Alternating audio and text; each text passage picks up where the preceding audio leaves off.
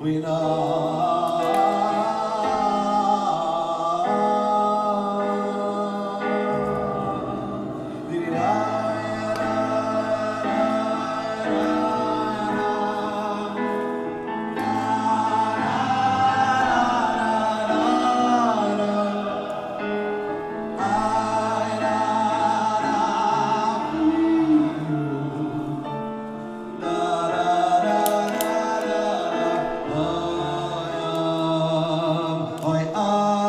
Bum bum ba-da-dum, ba-da-da-da-da.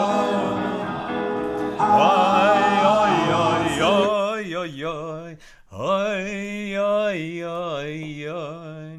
A good Erev Shabbos, my holy sisters and brothers. Great to be learning with you on a Friday. Let's light up the darkness.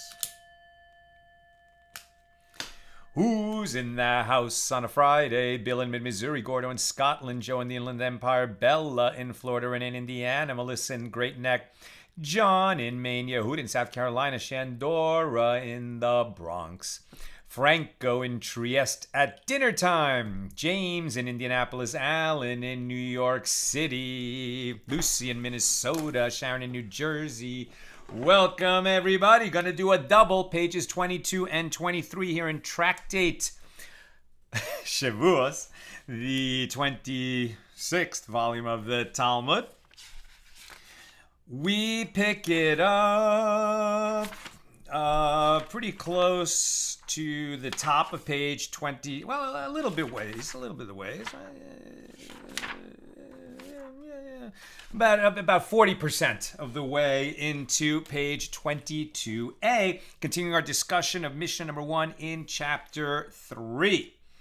Rav Papa says the dispute in our Mishnah is with regard to oaths, but with regard to koynamos, all agree that one is liable for eating any amount, right? So remember that we have a dispute between Rabbi Akiva and the majority, that when somebody swears an oath not to eat, right? So then he eats. So is there a minimum measure or not? Generally speaking, so for example, when do you violate the prohibition on eating forbidden fats, a part of an animal that you're not allowed to eat? As a Jew, it could be a kosher animal, but there's still forbidden parts of the animal. But you don't trigger liability, whether unwitting and therefore to bring a sin offering, or intentional, and if you were warned, etc., in front of witnesses, that could result in lashes. But none of that is triggered unless you eat that minimum measure, which is an olive bulk. However, when it comes to oaths, Rabbi Akiva says you swore an oath before God that you would not eat. So it doesn't matter whether you ate just a grain of rice, much smaller than an olive bulk, right? An olive, a good-sized olive. It's not such a small amount of food, but any amount would trigger that liability, according to Rabbi Akiva. The majority say to Rabbi Akiva, hey, eating is eating. He swore not to eat, so we're not going to say that he violated. It was not a Torah prohibition. It was a prohibition that he created when he swore an oath not to eat. Generally, we discourage oaths for that reason. But the rabbis would say, no, there still is this minimum measure. Now we're looking at at this division, and when are we going to use the minimum measure of an olive bulk, and when are we going to say that liability is triggered by any amount in some related areas of the law? Koynamos, right? This is where someone says that something is koynam to me, right? So koynam, very interesting word. It's actually a kind of like disfigurement in the language, just kind of slang basically, where what they're talking about is a korban, right? A korban is an offering from the root of coming near. But when you bring an offering, right? When the temple is standing and you can bring an offering. So when you bring an offering, whatever you're bringing, let's say you've brought a sheep as an offering, or some grain, or some wine, or something that you've consecrated its value to the temple treasury. When you consecrate something, it becomes prohibited for personal benefit. It's your sheep, but now you can't eat it anymore because you consecrated it. Koynam means you're making it like an offering. You haven't consecrated it, but you're saying it's going to be prohibited to me in the same way that an offering would be prohibited to me. It's going to be prohibited to me as if I had consecrated it. You haven't consecrated it, but it's going to become prohibited in that manner. And as we'll see, we have this same question, right? So if you say that something is koynam to me, now that's generally speaking the language of vow. A vow is I declare that something is prohibited to me.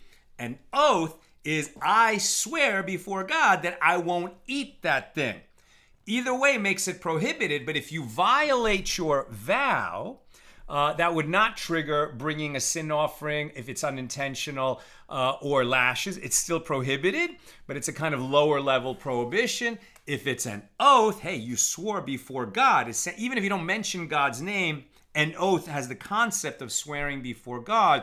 And if you violate that, then you're liable to bring the sin offering if unintentional or lashes if intentional. All right, let's get back into it. Rav Papa says the dispute in the Mishna is with regard to oaths. But with regard to koynamos, right, so you see koynamos is the language of vows, not oaths, all agree that one is liable for eating any amount. What is the reason for this?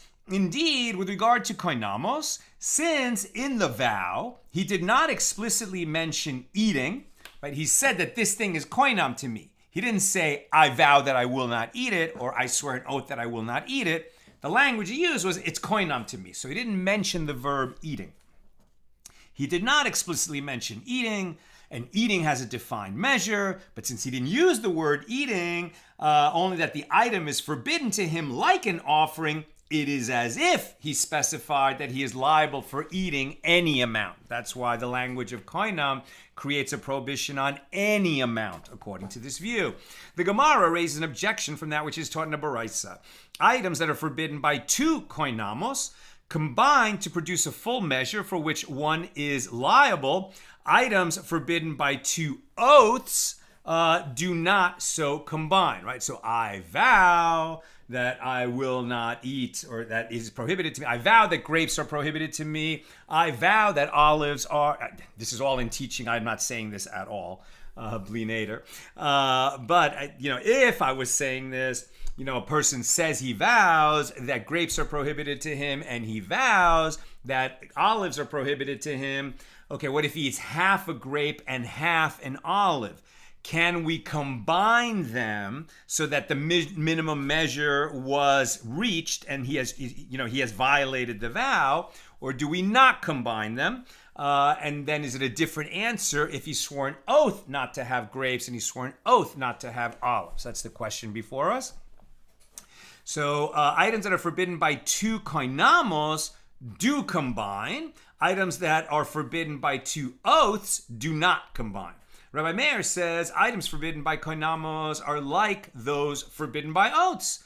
And the Gemara explains the objection. And if it enters your mind that with regard to items forbidden by koynamos, one is liable for eating any amount, why do I need them to combine? Why would we even talk about combining if any amount will trigger the liability? And the Gemara answers, they combine in a case where he said, eating from this one is koynam for me, eating from that one is koynam for me. Since he explicitly mentions eating, we're going to bring in the language and definitions of eating, which includes the minimum measure. If he only said koynam, that's where we would be in any amount would trigger liability. Since he explicitly mentions eating, he is not liable unless he eats an olive bulk. And the Gemara asks, well, if so, why do they combine to produce a full measure? Ultimately, since he took 2 separate vows, right? He said that grapes are koynam to him, and he said that olives are koynam to him. Those are separate vows. Why would we say that if he ate half a grape and half an olive, this is going to combine to trigger liability for violating his vow? If eating requires the minimum measure, for each vow, he didn't violate the vow since he had less than the minimum measure within each vow. Why would we combine them? If so, why do they combine to produce a full measure?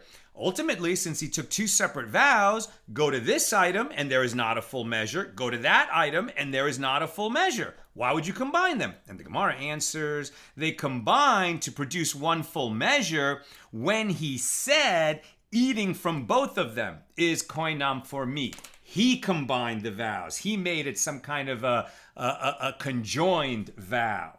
Conjunction, junction, they came together. The Gemara asks, in the corresponding situation with regard to oaths, where he said, on my oath, I will not eat from both of them. Why do they not combine? Okay, so as he said both of them, that joins into one sort of master oath. But we're saying that with the language of oaths, we would not combine those half measures into the minimum measure. Why? Why is that? And Rabbi Pinchas said oaths are different. Since two items that are forbidden by a single oath are distinct with regard to sin offerings, in that one is liable to bring a sin offering for eating each one, so too, eating a small amount from each does not combine in order to produce a full measure. Because oaths, if you violate them unintentionally, you become liable to bring a sin offering for each violation. Therefore, we don't combine them because they remain separate in the oath basket.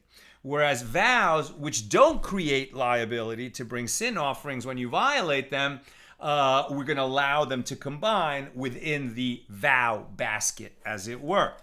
The Gemara asks, if so, how did Rabbi Meir say that items forbidden by koynamos are like those forbidden by oaths and do not combine to produce a full measure?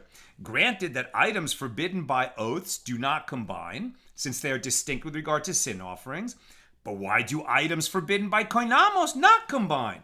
And the Gemara answers, reverse the language, so that the Baraisa has Rabbi Meir say, items forbidden by oaths are like items forbidden by koynamos. Neither combines to produce a full measure, and Rabbi Meir does not accept this statement of Rabbi Pinchas that items forbidden by oaths are different. Ravina said, when Rav Papa says that one is liable for eating any amount of an item forbidden by koynamos, that is with regard to the matter of lashes, intentional violation of an oath.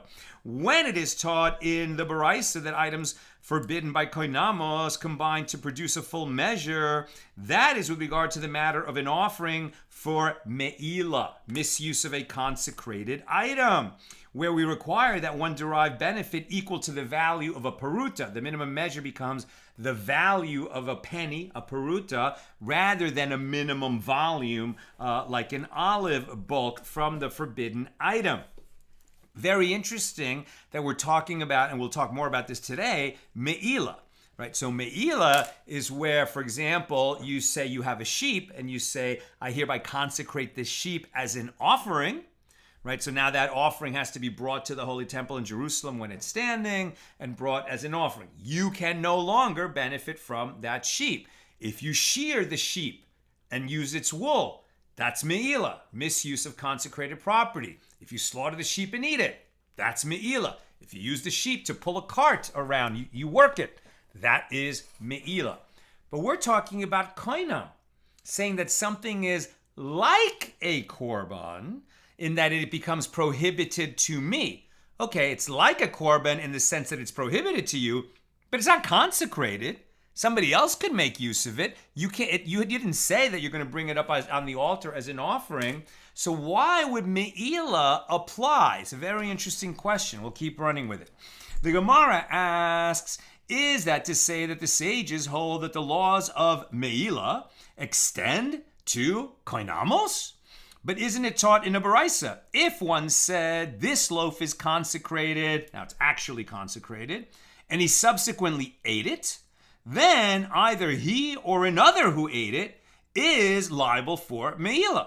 Consequently, since the loaf is consecrated, it is subject to redemption. Something that has been consecrated, if it's the right type of item and situation, you can redeem it, right? In other words, you can give its value to the Holy Temple, and then you desacralize or deconsecrate that object. It no longer has that consecrated status, and maybe it can come back in, to among your property. because you have substituted its value with your donation to the Holy Temple. Right? You didn't steal from the holy, as it were, because you transferred its value onto the money that you used to redeem it. That still goes to the Holy Temple in Jerusalem. But the animal or the offering can become redeemed, right? So something that is consecrated can be redeemed. Something that is koynam was never consecrated. You can't redeem it. Maybe you could undo the vow. That's a different question, but it's not subject to redemption. So meila works on objects that are subject to redemption. If one said, this loaf is forbidden to me as if it were consecrated, that's koynam. And then he ate it, he is liable for meila. Why is it meila? It was never consecrated. He just said it's like a consecrated item. Wasn't given to the temple treasury, and yet the concept of misuse of consecrated property, we're going to apply that concept. It's very interesting because it's like a metaphor that suddenly becomes real. It was a metaphor that it's like an offering, a simile, I guess. But now it acquires that koynam status, and if you then violate your vow by using it, we're going to apply the concept of meila according to this baraisa. He is liable for meila. But since he didn't consecrate it, he only made it koynam for himself. If somebody else eats that loaf, they haven't done anything wrong. All he said is it's prohibited to me. If he says it's consecrated, then he can't eat the loaf and nobody else can either. It doesn't belong to any human. It only belongs to heaven. But if it's koynam, he himself who made a koynam for himself, he can't use it, but some other person can eat it. But another is not liable for meila. Consequently, since the loaf is not fully consecrated, is it consecrated at all with koynam? But it says if it's not fully consecrated, it is not subject to redemption. This is the statement of Rabbi Meir. Now we're on page 22b. And the rabbis say both he and the other are not liable for meila because there is no prohibition of meila with regard to koynamos. That's the majority view. Now the Gemara responds, reverse the opinions and say as follows, both this one and that one are not liable for meila because there is no meila with regard to koynamos. This is the statement of Rabbi Meir. And the rabbis say he is liable for meila and the other is not liable for meila. Either way, maybe they're having trouble bringing down who said what in the argument, but there's at least one view that says that meila does apply in the realm of koynamos. Now the Gemara asks, if so, how is it that Rabbi Meir says in the previous baraisa that items forbidden by koynamos are like those prohibited by oaths? Okay? Koynamos is the language of vow. Oaths is, vow is neder. Oath is Shevuos, right? One is a declaration. It makes a thing prohibited to you, but you haven't sworn before God. And so if you violate it, you don't become liable to bring a sin offering or get lashes. With oaths, you do. What's going on here?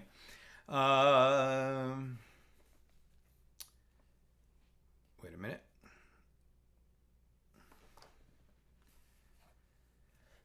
If so, how is it that Rabbi Meir says in the previous baraisa, items forbidden by koynamos are like those prohibited by oaths? Items forbidden by koynamos do not combine to produce a full measure that renders one liable for meila. But this indicates that meila nevertheless applies to them. But doesn't Rabbi Meir say, according to the reversal of the opinions that you just attempted here in the Gemara, that with regard to koynamos, there is no meila? And the Gemara answers, when Rabbi Meir says that items forbidden by koynamos do not combine to produce a full measure, he is saying this to the rabbis in accordance with their statement as follows. According to my opinion with regard to koynamos, there is no meila at all.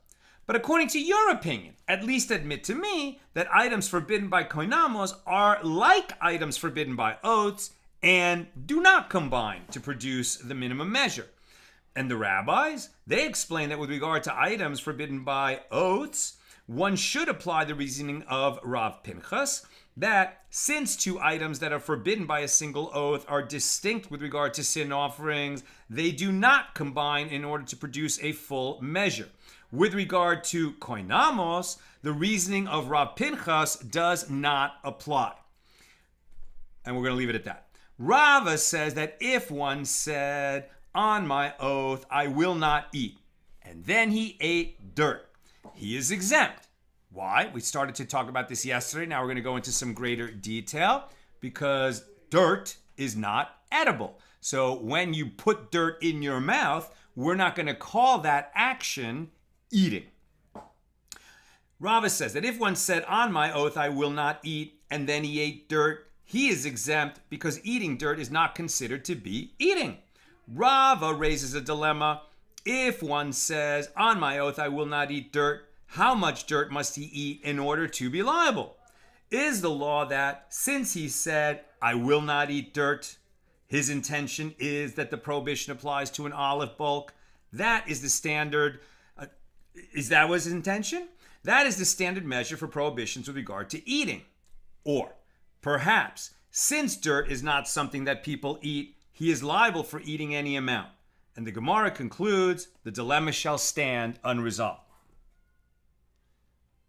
Elon, can you get them to shut off whatever's going on out there? It's killing me. And close the door. Thank you so much. We have a new assistant. Thank God.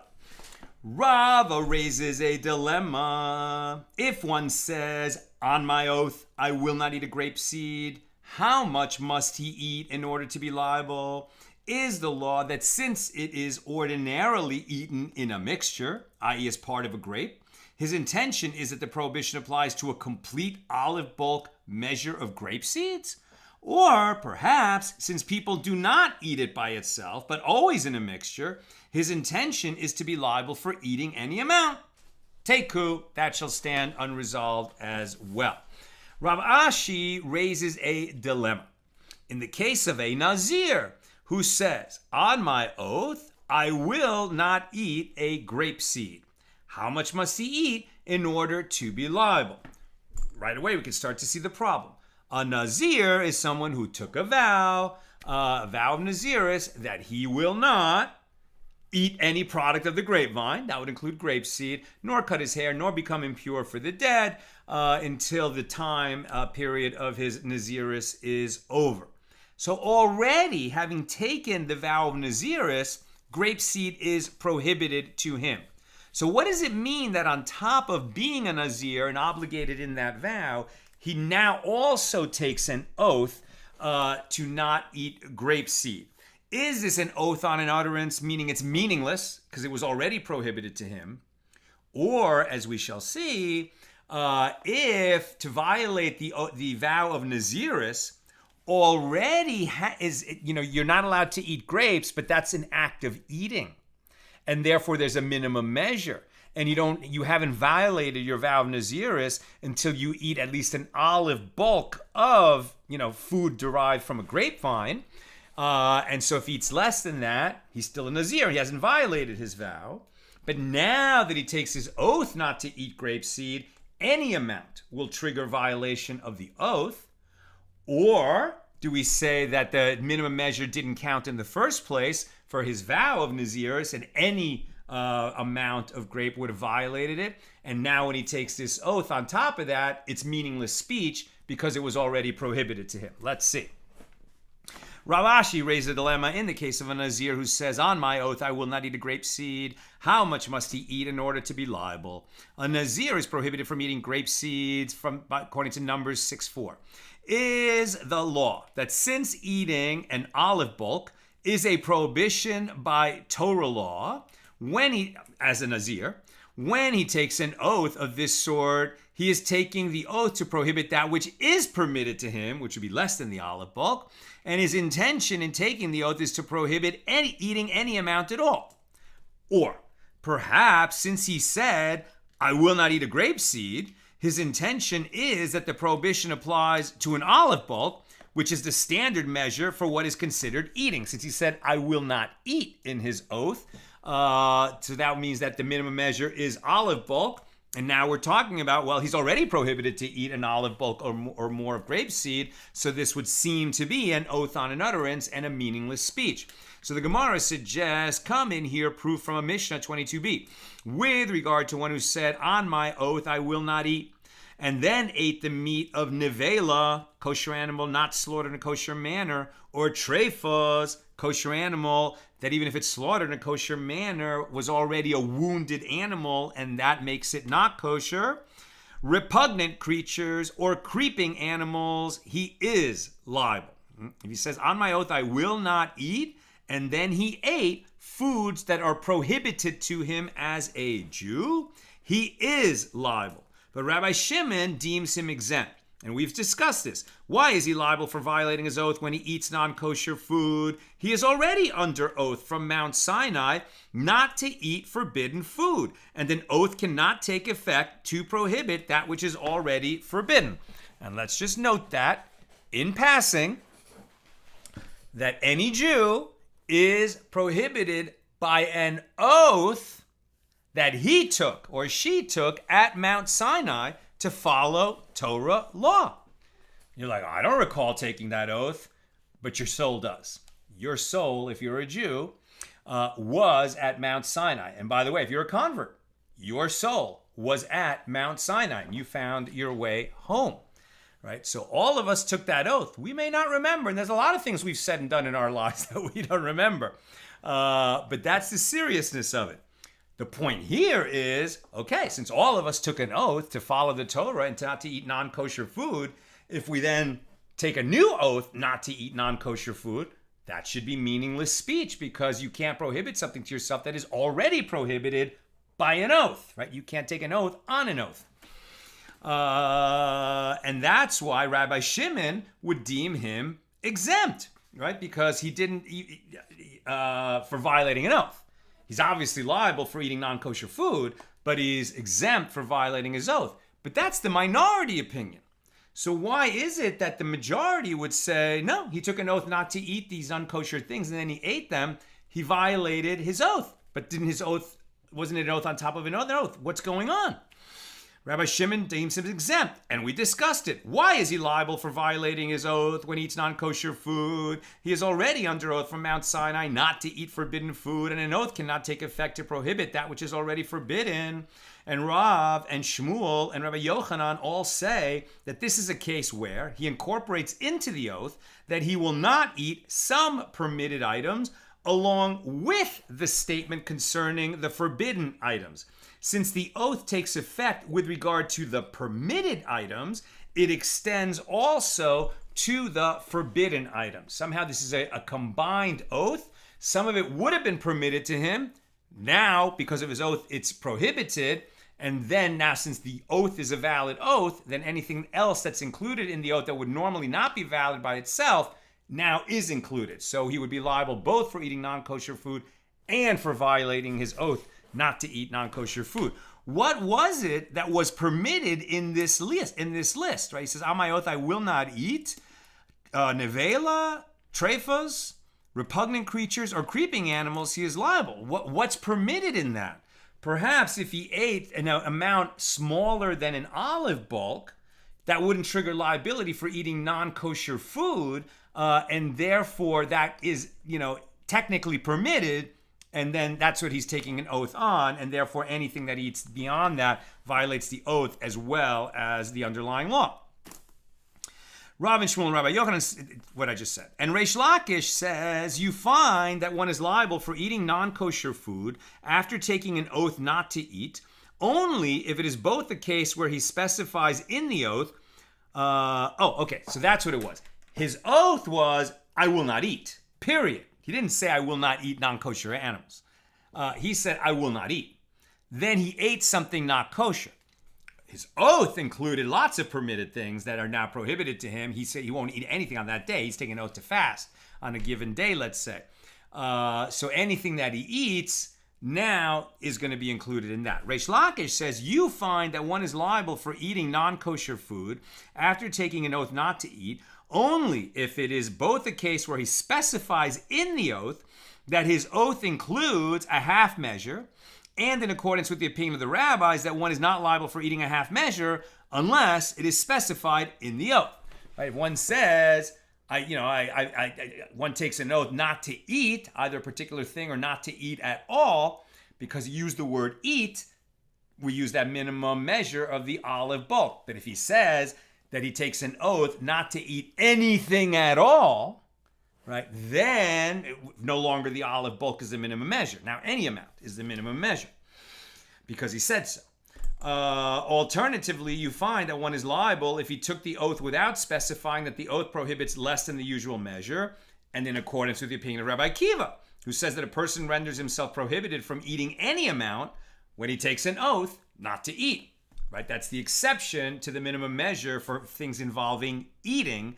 Rabbi Akiva says when you take an oath not to eat, then any amount violates it. The Gemara comments, but isn't a carcass, a nevela, kosher animal, not slaughtered in a kosher manner, for which one is isn't a nevela an item for which one is already under oath from Mount Sinai, right? Per the opinion of Rabbi Shimon. In that respect, it resembles a grape seed for a nazir. And yet, the reason that Reish Lakish says he is liable, according to the rabbis, is that he specified that the oath prohibits him from eating even a half measure, indicating that he did not specify, that if he did not specify, then his intention is that the oath referred to an olive bulk, and conclude from it that a nazir who takes an oath not to eat a grape seed is liable only if he eats an olive bulk. The Gemara asks, whoa. But according to this, resolve the dilemma that Rava raises with regard to one who says, on my oath I will not eat dirt, asking how much must he eat in order to be liable. Resolve the dilemma by saying that he is not liable unless he eats an olive bulk, since a nevela, which is not edible for a Jew, even though it's technically edible food, but a Jew is not permitted to eat it, why don't we compare that to dirt, right? The difference, of course, is that nevela is food that's prohibited to him. Dirt is not food. Dirt is not edible in the first place. But Rava is saying, okay, but both of them are not for eating. So why wouldn't we say that both trigger liability in the same manner? Either both are subject to the olive bulk if he takes an oath not to eat them, or both are subject to any amount according to that view.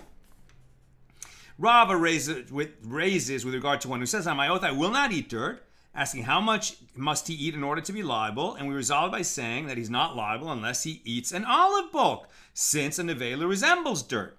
And the reason he is liable is that he specified that the oath prohibits him from eating even a half measure, right? Which is to say any amount, indicating that if he did not so specify, his intention would be that he's not permitted to eat an olive bulk or more, because he used the word eating. We use the minimum measure of an olive bulk. So unless he says, I'm not permitted to eat any amount, we say the minimum is an olive bulk. So why don't we apply that to dirt? What we said before is there's no oath at all because dirt is not food. But if he specifies, I will not eat dirt, and takes an oath on that, maybe we are going to allow it. Let's see. The Gemara answers no. The dilemma cannot be resolved based on this comparison because dirt is entirely inedible. Saying eat and dirt together makes no sense. Whereas a nevela is edible, but a lion crouches on it, i.e. eating it is prohibited by the Torah. Therefore, one cannot derive the law concerning dirt from the law concerning a carcass, a nevela. And that's the end of our discussion of Mishnah number 1 here in chapter 3. We're going to talk a little bit more about dirt. Mishnah number 2 here in chapter 3. If one said, on my oath, okay, language of oaths, I will not eat, and then he ate and drank, right? So what's the question going to be? Did he violate his oath twice, once by eating and once by drinking? On my oath, I will not eat, and then he ate and drank, he is liable to bring only one offering, because an oath to refrain from eating includes drinking. If he said, on my oath, I will not eat and I will not drink, and then he ate and drank, he is liable to bring 2 offerings. If he said, on my oath I will not eat, and then he ate wheat bread and barley bread and spelt bread, he is liable to bring only 1 offering. If he said, on my oath I will not eat wheat bread, or barley bread, or spelt bread, and then he ate all of them, he is liable to bring an offering for each and every one, because these are separate oaths. If he said, on my oath I will not drink, and then he drank several kinds of liquids, he is liable to bring only 1 offering. If he said, on my oath I will not drink wine, or oil, or honey, and then he drank all of them, he is liable to bring a separate offering for each and every one. If he said, on my oath I will not eat, and he ate foods that are inedible, like dirt, or he drank liquids that are not potable, right, like gasoline, he is exempt, because eating dirt or drinking gasoline is not eating or drinking. If he said, on my oath I will not eat, right, on his oath he will not eat anything, and then he ate the meat of meila, or trephos, repugnant creatures, or creeping animals, he is liable, because these are edible foods, even though they're prohibited to him. And Rabbi Shimon deems him exempt, since he's already under oath from Mount Sinai not to eat them, and an oath cannot take effect where another oath is in force. But if he said, it is koynam for my wife to derive benefit from me, if I ate today, and he had eaten meila or trefa, repugnant creatures, or creeping animals, his wife is prohibited from deriving benefit from him. Now, it's interesting there, you can say that, right, I'm going to make, a person can say he's going to make that loaf of bread koynam to him. So it's like it was consecrated. It's not, but it becomes prohibited to him.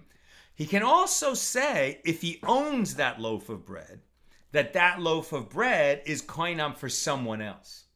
Right? He's essentially made a vow that he will never gift that loaf to that person, right? So that loaf becomes prohibited to that other person because he's the owner and he can make this vow about something that he owns, right? So if he says that his wife will not benefit from him, right? He's made something, his property becomes koynam, becomes koynam to his wife. She can benefit from his property.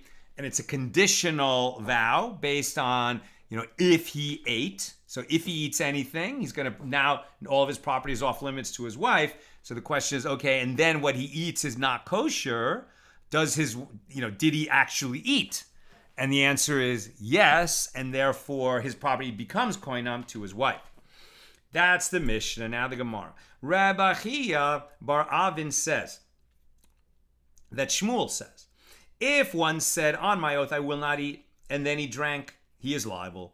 If you wish, you may propose a logical argument for this ruling, and if you wish, you may cite a verse to explain it, that drinking is included. A person who said, I will not eat, drinking is included in that oath. The Gemara explains, if you wish, you may propose a logical argument for this ruling. It is clear that drinking is included in eating from the fact that a person will say to another, let's have a taste of something. And then they go in and they eat and drink, right? Most people will have some kind of a beverage with their meal. Let's have a taste of something. They go in and eat and drink. And if you wish, cite a verse as the source for this ruling. As Reish Lakish says, from where is it derived that drinking is included in eating? It is derived from that which is stated in the Torah, Deuteronomy 14:23, quote, and you shall eat before the Lord your God in the place that he shall choose to cause his name to dwell there, the tithe of your grain, of your tirosh, and of your oil. Right? This is talking about going up to Jerusalem for the pilgrimage festivals, Passover, Shevuos, which starts Sunday night, and Sukkot in the fall. And that when you go up to Jerusalem, right, you can take your Meiser Sheni, the money of your second tithe, and use it to purchase food and beverage while you're up there in Jerusalem. You may eat in the place that the Lord will choose. And then after saying you may eat, what's listed there, food and wine. So this liquid that you would drink is included in the permission to eat before the Lord your God, etc. Now we're on page 23a. And since the Hebrew word tirosh mentioned in the verse is wine, and it is written with regard to it, and you shall eat, this indicates that drinking is an activity included in the category of eating. The Gemara challenges, but perhaps the verse is referring to consuming wine by means of an anigaron. As Rabbi Bar Shmuel says, anigaron is a stew of beet greens and wine, and oxygaron is a stew of all types of cooked vegetables. If so, the wine in the verse is not drunk, but eaten, right? It's an ingredient in a stew that is eaten, not drunk. So rather, Rav Acha Bar Yaakov said, if you're going to derive it from a verse, cite from here. A verse written with regard to money with which one has redeemed second tithe, right, Meiser Sheni, and you shall bestow the money for whatsoever your soul desires, for oxen or for sheep or for wine, uvayayin, or for strong drink, or for whatsoever your soul asks of you, and you shall eat there before the Lord your God, and you shall rejoice, you and your household. Deuteronomy 14:26. And the Hebrew word yayin, wine, is wine, and it is written, and you shall eat. So now we know from a verse that drinking is included within eating. The Gemara challenges this, but perhaps here this verse is also referring to consuming wine by means of a stew. And the Gemara rejects this. Strong drink is written in the verse, referring to something intoxicating, and wine mixed into a stew is not intoxicating. The Gemara challenges, but perhaps the intoxicating substance referred to in the verse is pressed figs from keila. As it is taught in a baraisa, a priest who ate pressed figs from keila, or drank honey or milk, and then entered the temple and performed the sacrifices, is liable for violating the prohibition against conducting the temple service while intoxicated. Seems that there are some kinds of milk and of honey and of figs that will get you high. Who knew? Rather, one derives the meaning of strong drink in this verse by means of a verbal analogy from the verse about a Nazir. He shall abstain from wine and strong drink. He shall drink no vinegar of wine or vinegar of strong drink, neither shall he drink any liquor of grapes, nor eat fresh grapes or dried. And just as there, the strong drink that is forbidden to the Nazir is referring to a type of wine, so too here the verse is referring to wine. And since earlier it said that you shall eat whatever your soul desires, and then wine is included in the list, we know that drinking is included in eating. Rava said, we learn in the Mishna as well that drinking is included in eating. Right? Now we derived it from the Torah, now we're going to look at the Mishnah. The Mishnah teaches, if one said, on my oath I will not eat, and then he ate and drank, he is liable to bring only one offering. I thought we were trying to prove the Mishnah. Now we're using the Mishnah as a proof for this idea that drinking is included in eating. Granted, if you say that drinking is included in eating, that is why it was necessary for the Tana to teach us that he is liable to bring only one offering. But if you say that drinking is not included in eating, there's no reason for the Tana to teach that it is only one violation. If one says, on my oath I will not eat, and he ate and performed some kind of labor, would it be necessary to teach us that the person is liable to bring only one offering? He never took an oath prohibiting labor. Abaye said to him, what, rather, is your conclusion that drinking is included in eating? Say the latter clause of the Mishnah. If he said, on my oath, I will not eat and I will not drink, and then he ate and drank, he is liable to bring two offerings. So according to you, Rava, once he said, I will not eat, drinking becomes forbidden to him. So when he said, I will not drink, why is he rendered liable to bring a separate offering? If he had said, I will not drink 2 times, would he be liable to bring 2 offerings? It must be that drinking is included in eating. And that's why now you've separated by separating the language. Rava said to him there in the Mishnah, it is actually a case where he said, I will not drink. And then he said, I will not eat. Although it is true that drinking is included in eating, it is not true that eating is included in drinking. And the oath not to drink went into effect independently of the oath not to eat. Therefore, he is liable to bring 2 offerings. So the Gemara asks, but according to this, if he said, on my oath, I will not eat and I will not drink, and he then ate and drank, what is the law? Is it that he is liable to bring only one offering? If that is so, rather than teaching in the first clause of the Mishnah that one who said on my oath I will not eat and then ate and drank is liable to bring only one offering, let the Tana of the Mishnah teach the following. If one says on my oath I will not eat and I will not drink, and he ate and drank, he is liable to bring only one offering. From that ruling, it could be concluded that when one takes an oath I will not eat alone, all the more so is he liable to bring only one offering. So rather, the Mishnah actually is, as it is taught, that one who took an oath not to eat and drink, and then he ate and drank, is liable to bring two offerings, even though drinking is included in eating. And here it is different. Since he said, I will not eat, and then said, I will not drink, he revealed his intention that the eating that he stated first is eating alone and does not include drinking. Rav Ashi said the Mishnah is also precisely formulated in accordance with this opinion, the opinion of Shmuel, that drinking is included in eating. It teaches, if he said, on my oath I will not eat, and he ate foods that are inedible or drank liquids that are not potable, he is exempt. But if those liquids were fit for consumption, he would be liable. And why?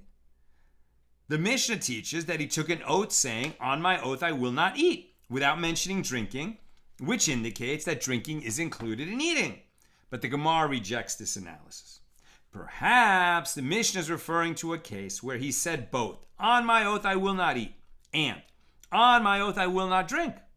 And the Mishnah did not spell out the second oath because its primary interest was in teaching that eating or drinking, that which is inedible or not potable, is not considered eating or drinking. What was the Mishnah trying to teach? That things that are inedible are not even in the category of eating, or that drinking is included in eating? Depending on its intent, we could get a different meaning out of the wording that was actually used. Now, the Mishnah teaches that if one said, on my oath I will not eat, and then he ate wheat bread and barley bread and spelt bread, he is liable to bring only one offering because he violated the oath when he started eating, and then all the subsequent eating was just more eating. But if he said, on my oath I will not eat wheat bread or barley bread or spelt bread, and then he ate all of them, he is liable to bring a separate offering for each one. And so the Gemara now challenges this. But perhaps when he details each type of bread, it comes to ensure that he exempts himself from having other foods included in the oath, not to indicate that each type of bread is a separate oath. And the Gemara answers, if that was his intention, then he could have just said wheat, barley, and spelt, without mentioning bread each time. From the fact that he mentioned bread each time, it can be understood that his intention was that each be considered a separate oath. But the Gemara rejects this. But if he did not mention bread, perhaps his oath could be interpreted to prohibit chewing whole kernels of these grains, and he consequently mentioned bread to limit the oath to bread. And the Gemara suggests if his intention was to ensure that his oath does not extend to other foods, he could have just said bread made from wheat or barley or spelt, and in that way his oath would be limited to just bread. The Gemara rejects this. If he had said that way, perhaps his oath could be interpreted to prohibit him from eating wheat bread and from chewing whole kernels of barley or spelt. So now the Gemara suggests if his intention was to ensure that his oath does not extend to other foods, he could have just said bread made from wheat and from barley and from spelt, thereby limiting his oath to types of bread. And the Gemara rejects this. But if he had said it that way, perhaps his oath could be interpreted to prohibit only bread made from a mixture of all these grains. Now we're on page 23b. So the Gemara suggests if the specification in the Mishnah serves merely to ensure that his oath does not extend to other foods, have him say bread made from wheat and so from barley and so from spelt. Why do I need to repeat bread, bread, bread each time? Conclude from it that the point of repeating the word bread each time is to individuate each statement as a separate oath. That's obviously the way that we understood it. And if he just said, I will not eat, right, and then he eats 3 kinds of bread, then he just violated the oath once. But if he says, I will not eat wheat bread, nor barley bread, nor spelt bread, and then he eats each of those, it's like he violated 3 different oaths, and that's why he has to bring 3 different offerings. The Mishnah taught, if he said, on my oath I will not drink, and then he drank several kinds of liquids, he is liable to bring only 1 offering. If he says, on my oath, I will not drink wine or oil or honey, and he drank all of them, he is liable to bring a separate offering for each and every one. Sounds like exactly the same law as with the 3 kinds of bread. And the Gemara asks, granted, there in the case of the bread, the ruling of the Mishnah is understood, as you said, that the word bread before barley and the word bread before spelt are superfluous and serve to extend his liability so that each is considered an independent oath. But here, where there is no superfluous language, what was there to say? Perhaps the oath comes to ensure that he exempts himself so that the oath does not extend to other liquids, but it's just one oath. Since that is a possibility, he should not be liable for breaking 3 separate oaths when he drank all 3 liquids. And Rav Papa said, we are dealing here with a situation where all 3 liquids are before him.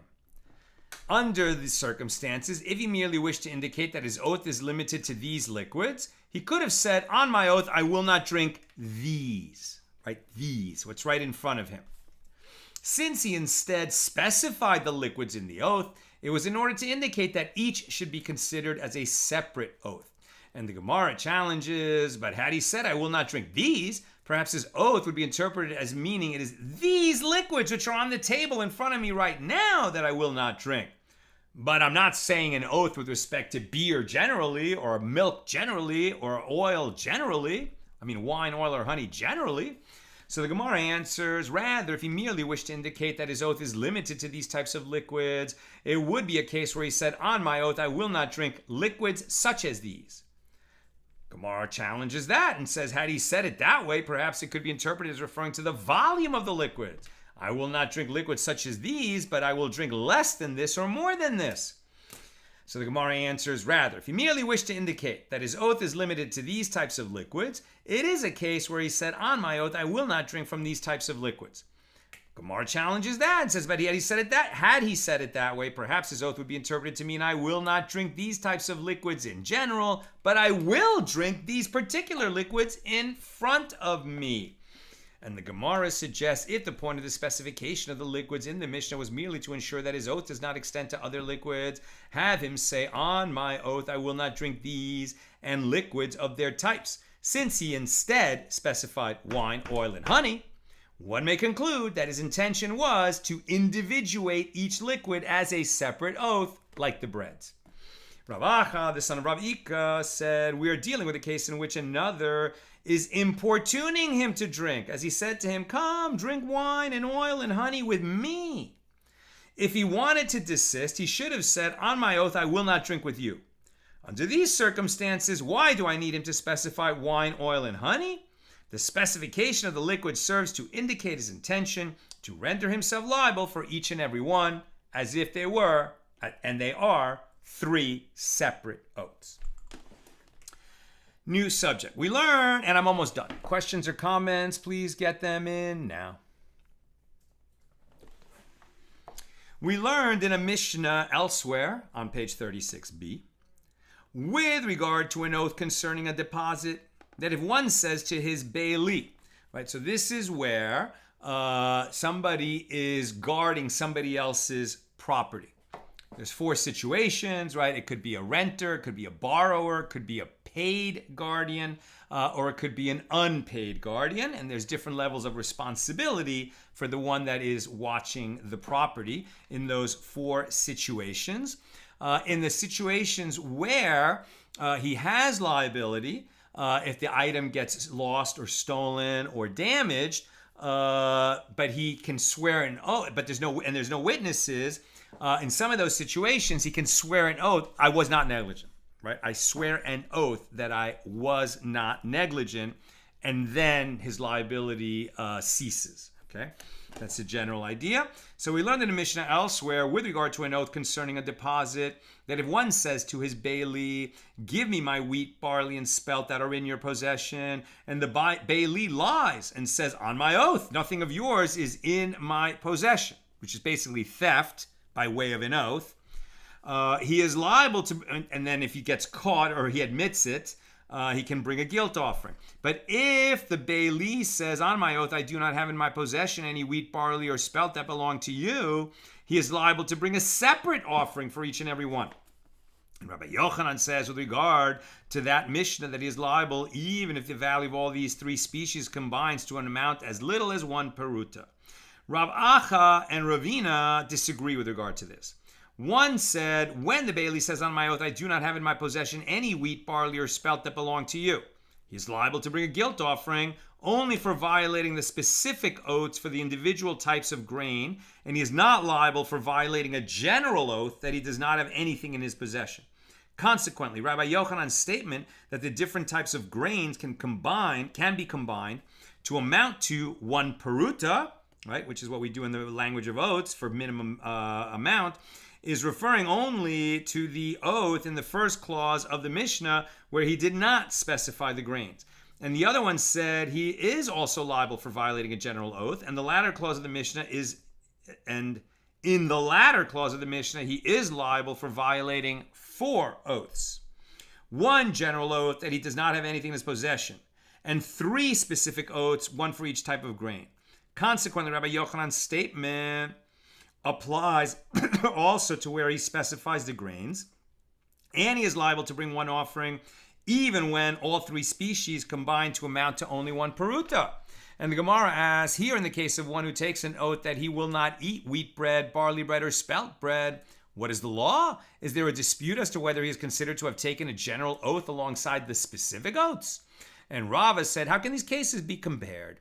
There, in the case of the oath of deposit that the Bailey is taking, falsely, he is liable for the general oath and for the specific oath, since if a Bailey takes an oath denying that he is in possession of a deposit, and then takes another oath to the same effect, he is liable for taking 2 false oaths on a deposit. But here, with regard to an oath to prohibit oneself from eating, if it enters your mind that he is bound by a general oath, why would he be liable for the specific oaths? He is already under the general oath.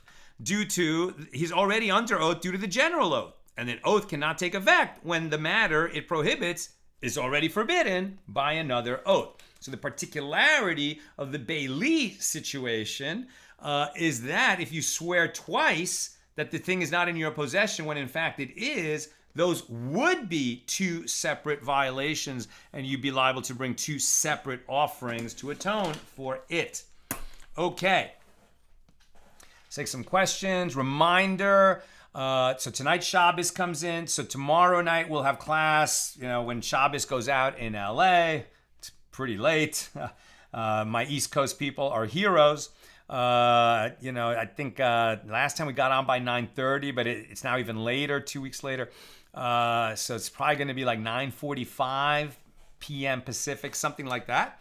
Tomorrow night. Then Sunday night, we begin Shevuos. So we're not going to have class at the regular time on Sunday, but we will have it at noon. Class is at noon on Sunday, noon Pacific. Then no class Monday, no class Tuesday, and we'll resume after the holiday on the Wednesday. Okay. Tom, can you take an oath not to eat poison? And Yehudit responds, my personal opinion is that would be against pikuach hanefesh, right? Preserving life. I don't think we can take an oath, which is already a commandment and also governed by the Torah, right? We're not permitted to commit suicide, right? We have to guard our lives. So can you take an oath not to commit suicide?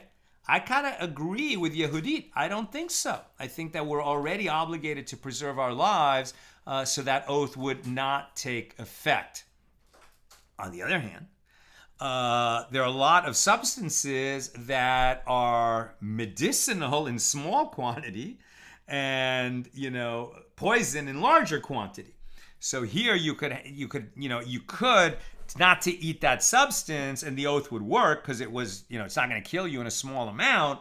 And therefore taking it in the larger amount now is covered by both the oath and our obligation not to kill ourselves. I think that's how that would work.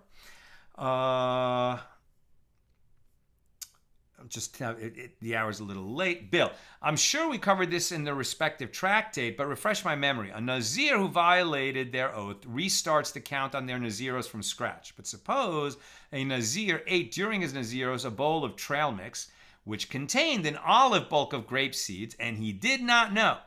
he completes his Naziros and is only informed after the fact, say 2 or 3 weeks after he completed his time as a Nazir, that the trail mix had grape seeds. Does he restart his Naziros? Excellent question. I can't remember the answer. I can't remember the answer. But I got to tell you, ask ChatGPT. It is quite extraordinary how good these AI tools are with respect to Jewish law. I wouldn't rely on it, like asking, your local Orthodox rabbi, or especially a poskening rabbi who's an expert in this kind of stuff. And of course, it's possible to take a vow of Naziris now, but it's prohibited. We do not take vows of Naziris because you can never end your Naziris. You cannot become permitted to eat grape products again, since we can't bring the offerings that complete Naziris because we don't have a holy temple. But this is such a good question. If he didn't know that he had violated his Naziris until after he thought he completed it, then what? Does he go back and start over or restart the clock from there? Or what does he do? I think it was answered, but I don't remember the answer. Joe, honey can ferment in the comb, like the honeycomb, as well as being used for alcoholic beverages such as mead. Perhaps, maybe the figs were fermenting too. Birds and animals have been documented eating such items and they become inebriated. Yeah, I'm sure that's what it is. They were talking about these figs from Ke'ilah. It must be that that's how they were treated and that's what happened. And I guess milk could be the same thing. Or maybe it's also, some specialized products that we don't really know what they are and they were inebriating then. And finally, Lucy, can an oath that says it is koynam for my wife to derive benefit from me if I ate today even be possible? If he ate, it seems that all the activities of married life would be forbidden. Yes, that's the issue.